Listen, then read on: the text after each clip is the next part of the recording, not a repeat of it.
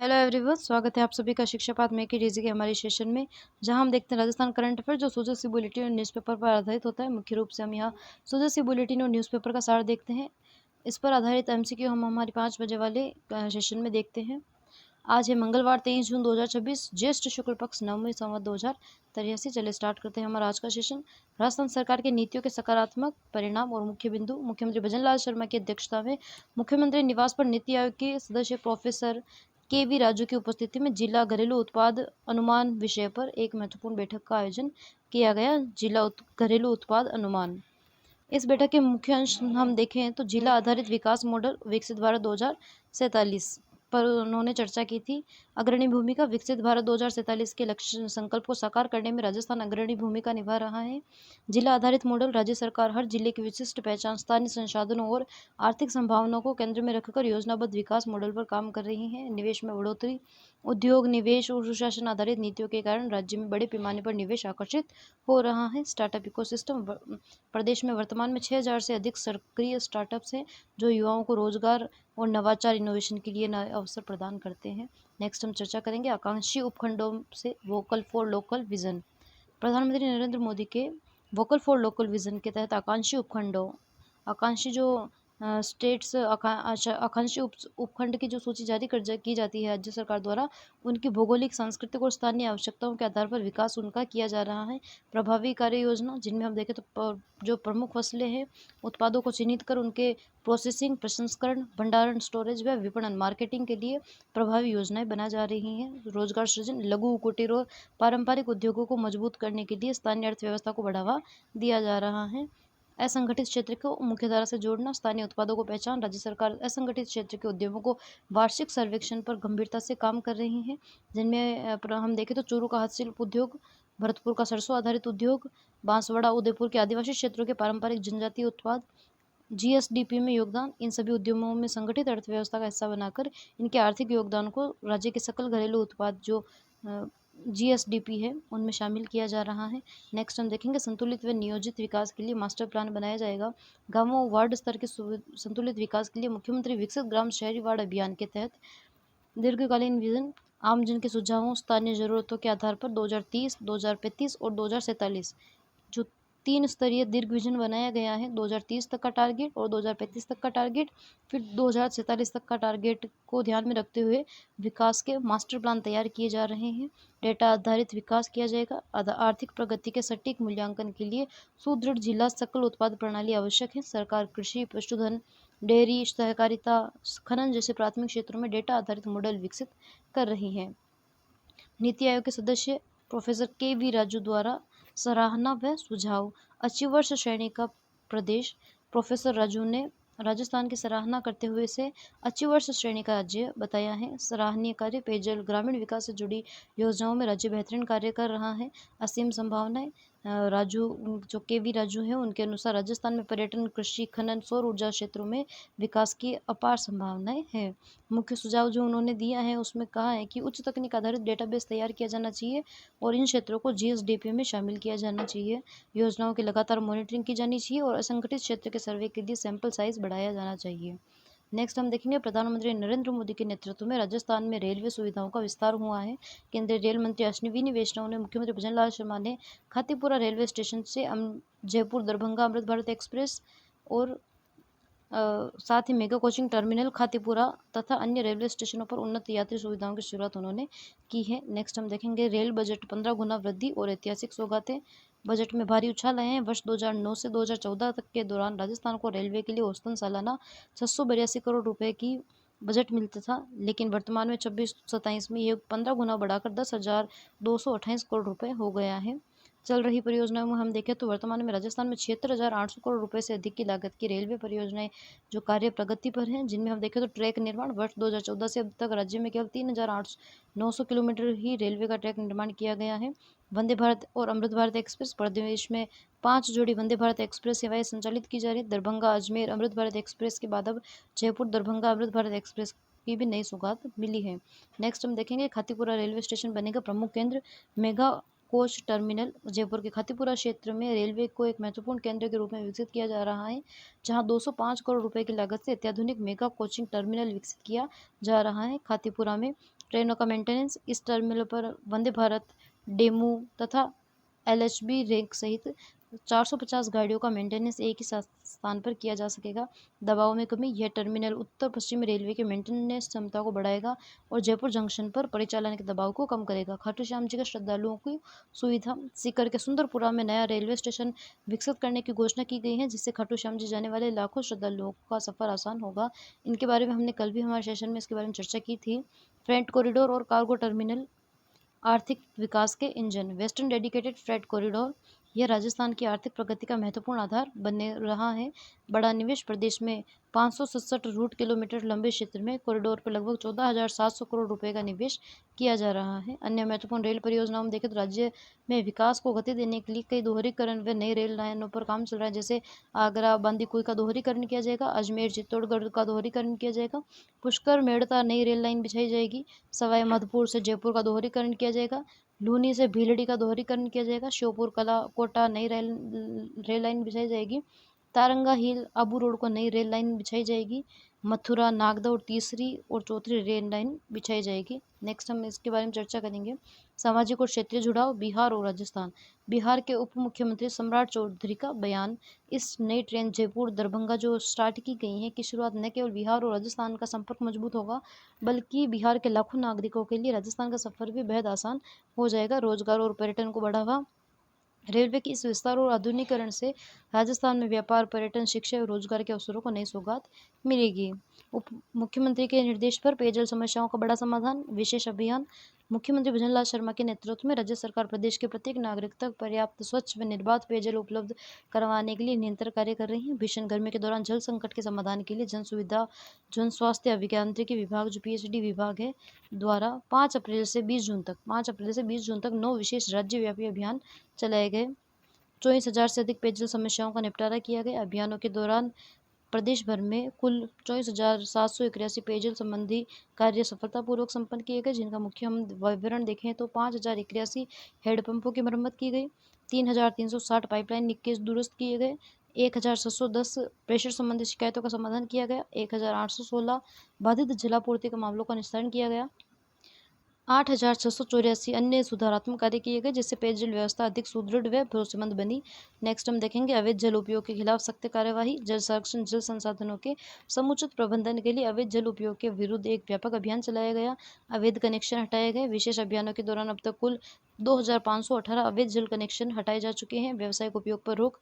केवल 9 अभियान के दौरान ही 332 अवैध जल कनेक्शन हटाए गए, जिसमें होटल, ढाबों, कृषि कार्यों में अवैध रूप से उपयोग किए जा रहे कनेक्शन शामिल थे। जल की बर्बादी पर नियंत्रण।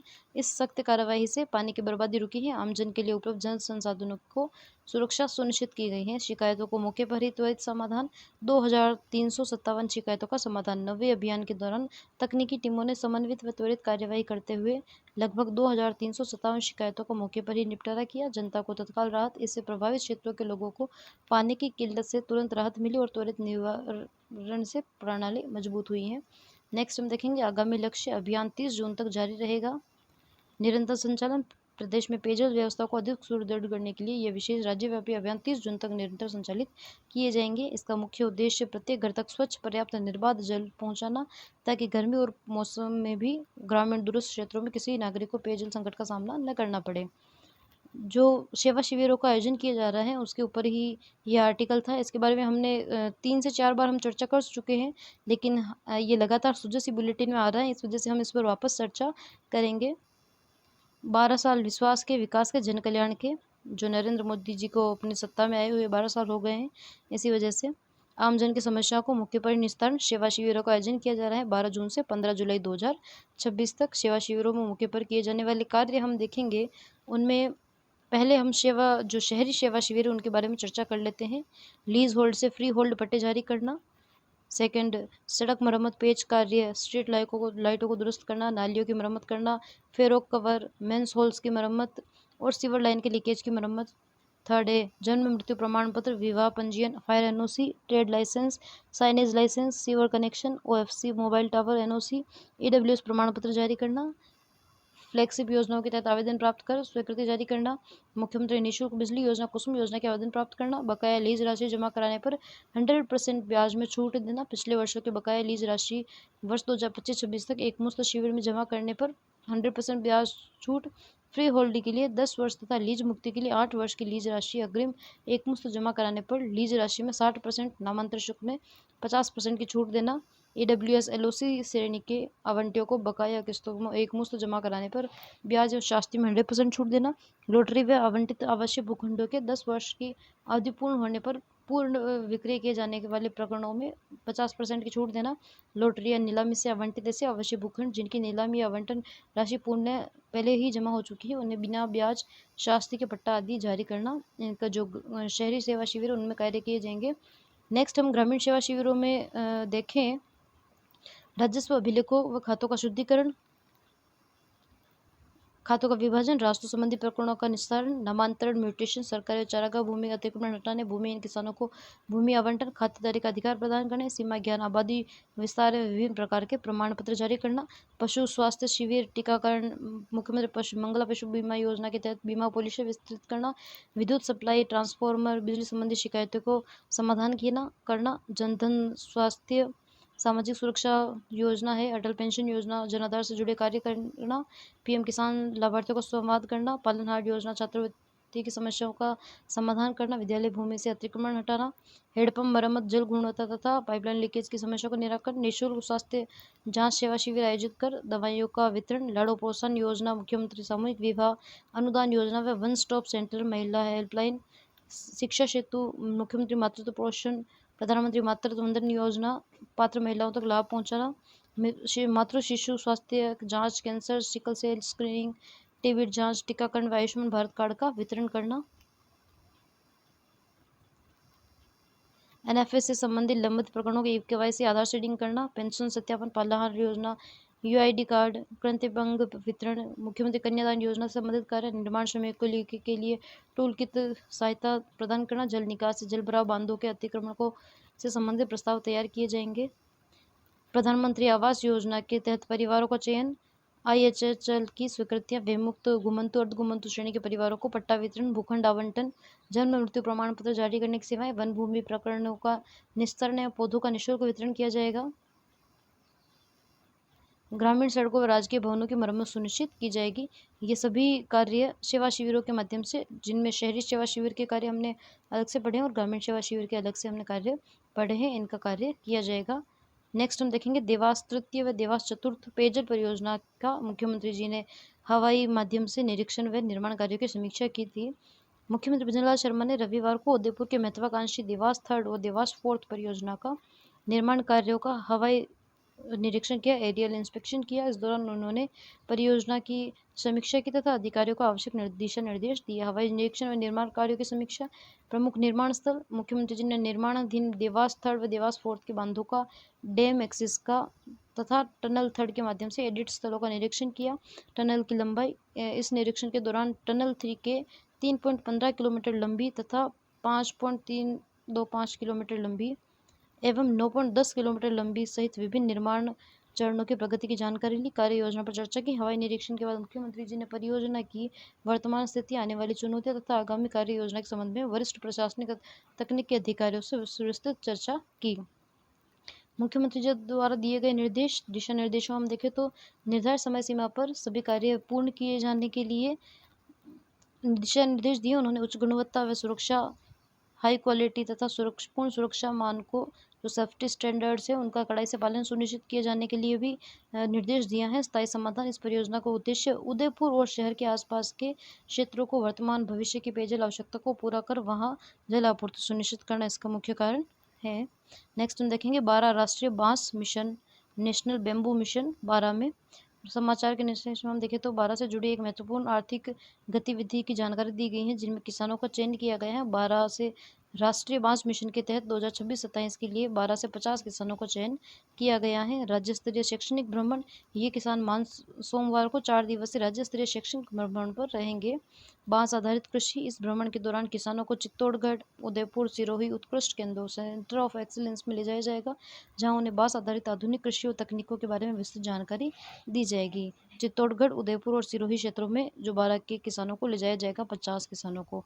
नेक्स्ट हम देखेंगे मोबाइल में खोता बचपन, स्वास्थ्य पर असर। बच्चों की पहली भाषा बन रही यूट्यूब की बोली।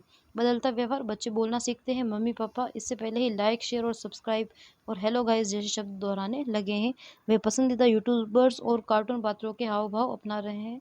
डिजिटल खिलौना, व्यस्त दिनचर्या और माता पिता बच्चों को शांत रखने तथा खाना खिलाने के लिए मोबाइल फ़ोन सौंप देते हैं, और जो उनकी सीख और सोच पर पहली पाठशाला बन रहा है। वर्चुअल ऑटिज्म का खतरा, जो वर्ल्ड हेल्थ ऑर्गेनाइजेशन है WHO और अमेरिकन मेडिकल एसोसिएशन के अनुसार 1 वर्ष से कम उम्र के बच्चों को स्क्रीन से दूर रखा जाना चाहिए। रोज 2 से 3 घंटे स्क्रीन टाइम बच्चों में वर्चुअल ऑटिज्म का जोखिम बढ़ाता है। अगर कोई भी बच्चा रोज 2 या 3 घंटे भी स्क्रीन पर रहता है, मोबाइल की स्क्रीन पर रहता है, तो उसे वर्चुअल ऑटिज्म का खतरा बढ़ता है, जिससे वह नज़रें मिलाना, भावनाएं व्यक्त करना बंद कर देते हैं।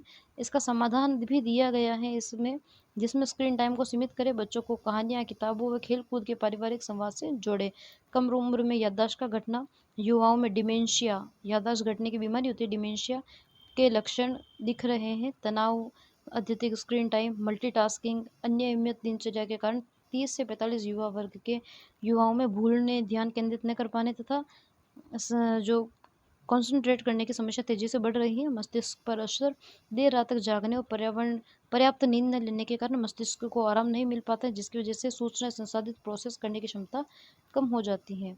नेक्स्ट हम देखेंगे राजस्थान में समान नागरिक संहिता UCC की तैयारी, कानून की भी तैयारी। उत्तराखंड, गुजरात और असम के बाद राजस्थान में भी सरकार इसी साल विधानसभा सत्र में विधेयक लाकर समान नागरिक संहिता UCC लागू करने का प्रयास कर रही है। विशेषज्ञ कमेटी का गठन किया जाएगा इसके लिए, सुप्रीम कोर्ट की पूर्व न्यायाधीश रंजना प्रकाश देसाई की अध्यक्षता में। रंजना प्रकाश देसाई की अध्यक्षता में 6 सदस्यीय कमेटी का गठन किया जाएगा, जो इस पर कार्य करेगी, राजस्थान में UCC लागू करने की तैयारी करेगी। मुख्य प्रावधान हमें इसमें देखें तो विवाह, तलाक, उत्तराधिकार, गोद लेने और भरण पोषण जैसे व्यक्तिगत मामलों में सभी नागरिकों के लिए समान कानूनी व्यवस्था होगी। लिव इन रिलेशनशिप के लिए पंजीकरण, रजिस्ट्रेशन अनिवार्य होगा।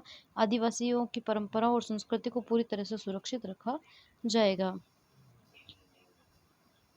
नेक्स्ट हम देखेंगे चिकित्सा क्षेत्र में नवाचार। SMS जो हॉस्पिटल है वहाँ रोबोटिक रिहेबिलिटेशन की स्थापना। 2 करोड़ का रोबोट। जयपुर के SMS स्टेडियम में रिहेबिलिटेशन यूनिट में 2 करोड़ रुपए की लागत वाला अत्याधुनिक रोबोट लगाया गया है, जहाँ functional restoration therapy, brain stroke, लकवा, फिजिक्स या पैरालिसिस या गंभीर सर्जरी के बाद इन मरीजों के हाथ पैरों की गति रुक जाती है, उन्हें दोबारा सामान्य गतिविधियों में लाने के लिए रोबोटिक थेरेपी दी जाएगी, जिसके दौरान रोबोट द्वारा फिजियोथेरेपिस्ट के कार्य किए जाएंगे। फ़ायदा क्या रहेगा? ये रोबोट मरीज की स्थिति को आकलन कर सटीक मूवमेंट का पैटर्न सिखाता है और उनसे 30 से 40 मिनट तक सटीकता के साथ दोहराता है, जिससे सुप्त मांसपेशियां है नसें दोबारा सक्रिय हो जाती है। नेक्स्ट हम देखेंगे राष्ट्रीय सुरक्षा। राजस्थान में पाकिस्तानी घुसपैठ और चुनौतियाँ। चौतरफा खतरा है राजस्थान में, जिसके तहत हम देखें तो पाकिस्तान अब न केवल सीमा पार से नहीं बल्कि social media, honey trap, sleeper cell व ब्रेन वॉशिंग के जरिए राजस्थान में आंतरिक सुरक्षा को निशाना बना रहा है, जिनमें हम 5 बड़े मामले देखें तो 5 जो केस राजस्थान में मुख्य रूप से आए हैं, जो राष्ट्रीय सुरक्षा में सेंध लगाता है, राजस्थान और राष्ट्र की सुरक्षा में एक चुनौती के रूप में हम देख सकते हैं। फर्स्ट केस है जयपुर का, जिसमें लश्कर-ए-तैयबा का आतंकी उमर हारिस उर्फ खरगोश फर्जी दस्तावेजों के सहारे 1 साल से जयपुर में छिपा था। सेकंड केस है जयपुर का, जिसमें जैश-ए-मोहम्मद की स्लीपर सेल से जुड़ी बबीता उर्फ खदीजा को ATS ने गिरफ्तार किया है। थर्ड केस है अलवर से, जिसमें ISI के हनी ट्रैप नेटवर्क का भंडाफोड़ मंगत सिंह को जासूसी के आरोप में पकड़ा गया। फोर्थ केस है सेना की गोपनीय जानकारी पाकिस्तान भेजने के आरोप में हनीफ खान की गिरफ्तारी की गई है। पांचवा केस जैसलमेर का है, जहाँ सीमा क्षेत्र में रेकी कर BSF और सेना की तस्वीरें भेजने वाले मुश्ताक अली को दबोचा गया है। ये काफ़ी चुनौतियाँ पेश करता है राजस्थान और राष्ट्रीय सुरक्षा में हम देख सकते हैं। नेक्स्ट शिक्षा। मुख्यमंत्री शिक्षित राजस्थान अभियान को राष्ट्रीय पहचान। नीति आयोग की भारत में स्कूल शिक्षा प्रणाली रिपोर्ट 2026। राजस्थान सरकार मुख्यमंत्री शिक्षित राजस्थान अभियान MMSRA को देश की सर्वश्रेष्ठ प्रणालियों में से एक माना गया है। राष्ट्रीय रैंकिंग हम राजस्थान की देखें भारतीय स्कूल शिक्षा प्रणाली रिपोर्ट 2026 में, तो केंद्र सरकार के शिक्षा मंत्रालय द्वारा जारी स्वच्छ व हरित विद्यालय रेटिंग में राजस्थान देश भर में तीसरा स्थान मिला है। तो स्वच्छ व हरित विद्यालय रेटिंग 2025-26 में राजस्थान को रैंकिंग राजस्थान की थर्ड रही है। पीएम श्री विद्यालय राज्य में 649 पीएम श्री विद्यालय संचालित हैं जो गुणवत्तापूर्ण शिक्षण के उत्कृष्ट मॉडल के रूप में विकसित हुए हैं। इनका मुख्य जोर स्कूलों में ड्रॉप आउट दर को कम करने पर है। कृष्णा नागर ने फ्रांस में जीता स्वर्ण पदक। जयपुर के जो पैरा एथलीट शटलर है कृष्णा नागर, उन्होंने फ्रांस के पैरा बैडमिंटन इंटरनेशनल टूर्नामेंट में 3 पदक जीते हैं, जिनमें से 1 गोल्ड मेडल उन्होंने जीता है तथा 2 ब्रॉन्ज मेडल उन्होंने जीते हैं। जो गोल्ड मेडल वो उन्होंने सिंगल मुकाबले में जीता है। पेरिस के पैरा ओलंपिक के स्वर्ण विजेता चार्ल्स नोक्स को हराकर स्वर्ण पदक गोल्ड मेडल जीता है। इसके अतिरिक्त उन्होंने मिक्स्ड में नित्या श्री व सुमंथी शिवन के साथ ब्रॉन्ज मेडल जीता है तथा डबल्स में शिवराजम के साथ उन्होंने ब्रॉन्ज मेडल जीता है। हमने कल भी इनके बारे में चर्चा की थी। उन्होंने एक जो गोल्ड मेडल सिंगल में और तथा मिक्स्ड में ब्रॉन्ज मेडल और डबल्स में भी उन्होंने ब्रॉन्ज मेडल जीता है। विश्व ओलंपिक दिवस 23 जून को मनाया जाता है। विश्व ओलंपिक दिवस 23 जून को मनाया जाता है हर साल। उसके अंतर्गत हम देखें तो राजस्थान में 1956 समर बनर्जी फुटबॉल से लेकर 2024 अनंतजीत सिंह नरूका, माहेश्वरी चौहान शूटिंग तक देश के कई ओलंपियन दिए हैं। 1956 में फर्स्ट ओलंपिक जो खिलाड़ी राजस्थान से रहा है और 2024 में अनंत सिंह नरूका, माहेश्वरी चौहान तक देश के कई ओलंपियन राजस्थान से रहे हैं। राज्य नाम मात्र एकमात्र व्यक्तिगत ओलंपिक पदक कर्नल राज्यवर्धन सिंह राठौड़ एथेंस 2024 ने जीता था। राज्य के नाम व्यक्तिगत ओलंपिक पदक में पीछे रहने के कारण हम देखें तो अंतर्राष्ट्रीय स्तर पर ट्रेनिंग सुविधाओं, वैज्ञानिक प्रशिक्षण का अभाव, राजस्थान में इनका अभाव रहने के कारण राजस्थान पदक जीतने में काफ़ी पीछे रहता है। राजस्थान में व्यक्तिगत श्रेणी में एकमात्र पदक जीता था राज्यवर्धन सिंह राठौड़ ने। सरकारी पहल 2028 ओलंपिक को ध्यान में रखते हुए राज्य सरकार ने राजस्थान में टारगेट ओलंपिक पोडियम स्कीम की शुरू की, जिसके तहत 50 प्रतिभाशाली खिलाड़ियों को विश्व स्तरीय सुविधाएं दी जाएगी। नेक्स्ट हम देखेंगे झालावाड़, 9 प्राचीन धरोहरों को मिला मालिकाना हक। झालावाड़ जिला प्रशासन ने प्रदेश में एक अनूठी मिसाल पेश करते हुए 9 प्राचीन धरोहरों को निःशुल्क पट्टे व पुरातत्व संग्रहालय विभाग के नाम दर्ज किए हैं। इनके विरासतों के संरक्षण, जीर्णोद्धार, अतिक्रमण, सुरक्षा, पर्यटन का विकास रास्ता साफ हो गया है। जिन 9 धरोहरों को ऐतिहासिक महत्व है उनमें हम देखें तो रोमन एक्वाडक्ट झालावाड़, महाराजा पृथ्वी सिंह 1875 के काल में रोमन एक्वाडक्ट का निर्माण किया गया था, जो 150 साल पुरानी जल संरचना जो प्राचीन इंजीनियरों का बेजोड़ नमूना है। सेकंड है गंगधार का किला, 44,200 वर्ग फीट में फैला सामरिक ऐतिहासिक दृष्टि से अत्यंत महत्वपूर्ण दुर्ग है गंगधार का किला। इसके संरक्षण के लिए 40 लाख रुपए का कार्य जारी है। गंगधार का रानी महल 48,115 वर्ग फीट में फैली राजपूत स्थापत्य कला श्रेणी का बेजोड़ नक्काशी और अनूठा नमूना ये है, उसे भी शामिल किया गया है। बेसाल्ट की चट्टानें मिश्रोली लाखों साल पुरानी प्रकृति निर्मित अत्यंत दुर्लभ वैज्ञानिक धरोहर है। मनोहर थाना का किला जल व वन दुर्ग का अद्भुत मिश्रण है, नदियों और जंगलों के बीच गिरा हुआ है। बेगम का मकबरा डग सांझी संस्कृति, सद्भाव व प्राचीन वास्तुकला का बेहतरीन उदाहरण है। कोटड़ा भालता के महल गुमनामी का दंश झेल रहा एक बेहद खूबसूरत महल है कोटड़ा भालता का महल। बकानी का किला राष्ट्रीय स्थानीय इतिहास, संस्कृति और क्षेत्र के गौरवशाली अतीत को समेटे हुए एक प्राचीन किला है बकानी का किला। रामानंद जी की छतरी गागरोन किले के पास लोगों की धार्मिक आस्था और अध्यात्म का केंद्र है रामानंद जी की छतरी। इन सभी को इसमें शामिल किया गया है। इनके पट्टे पुरातत्व संग्रहण विभाग को समर्पित किए गए हैं। यमुना जल समझौता शेखावाटी के लिए निर्णायक मोड़, हमने इसके बारे में पहले भी चर्चा की थी। सहमति की ओर कदम, शेखावाटी को लंबे समय से चली आ रही पेयजल समस्या का स्थायी समाधान के लिए नई दिल्ली में उच्च स्तरीय बैठक आयोजित की गई, जिसमें केंद्रीय जल शक्ति मंत्री CR पाटिल, राजस्थान के मुख्यमंत्री भजनलाल शर्मा, हरियाणा के मुख्यमंत्री नायाब सिंह सैनी शामिल हुए थे। अंतिम बैठक का मुख्य उद्देश्य यमुना जल परियोजना से संबंधित MOU मेमोरेंडम ऑफ एग्रीमेंट का अंतिम रूप देना है। किसानों को लाभ, परियोजना के तहत पाइपलाइन बिछाने के लिए संयुक्त DPR तैयार की जाएगी। केंद्रीय जल आयोग के साथ चर्चा की जा चुकी है, जिससे शेखावाटी क्षेत्रों को किसानों को पर्याप्त पानी मिल सकेगा। नेक्स्ट हम देखेंगे डेटा आधारित विकास model, district domestic product portal. District domestic product portal, नया रोड मैप, मुख्यमंत्री भजनलाल शर्मा ने कहा है कि राजस्थान को अग्रणी राज्य बनाने के लिए हर जिले की आर्थिक क्षमता, संसाधनों और विशिष्ट पहचान के आधार पर विकास व रणनीति तैयार की जाएगी। डिस्ट्रिक्ट डोमेस्टिक प्रोडक्ट पोर्टल, जिला स्तर पर आर्थिक आंकड़ों का वैज्ञानिक संकलन व विश्लेषण करने के लिए डिस्ट्रिक्ट डोमेस्टिक प्रोडक्ट पोर्टल का निर्माण किया जाएगा। मास्टर प्लान, मुख्यमंत्री विकसित ग्राम शहरी वार्ड अभियान के तहत 2030-35 तथा 2047 को ध्यान में रखकर मास्टर प्लान तैयार किया जा रहा है, जिनमें कृषि, पशुधन, सहकारिता, खनन क्षेत्रों को शामिल किया गया है। पीएमश्री स्कूलों के लिए ट्विनिंग ऑफ स्कूल्स गतिविधि, सेंटर ऑफ एक्सीलेंस, जोधपुर के 20 पीएमश्री स्कूलों को सेंटर ऑफ एक्सीलेंस के रूप में विकसित करने के लिए प्रतिष्ठित विद्यालयों जिससे सैनिक school, army school, Navodaya school, केंद्रीय विद्यालय और सीबीएसई स्कूल के साथ साझेदारी कराई जाएगी। अर्थात जोधपुर जिले के जो 20 पीएमसी स्कूल हैं उनको सेंटर ऑफ एक्सीलेंस के रूप में विकसित करने के लिए जो प्रमुख स्कूल होते हैं जैसे सैनिक school, army school, Navodaya school, central जो स्कूल्स होती हैं सीबीएसई स्कूल से, उनके साथ साझेदारी की जाएगी।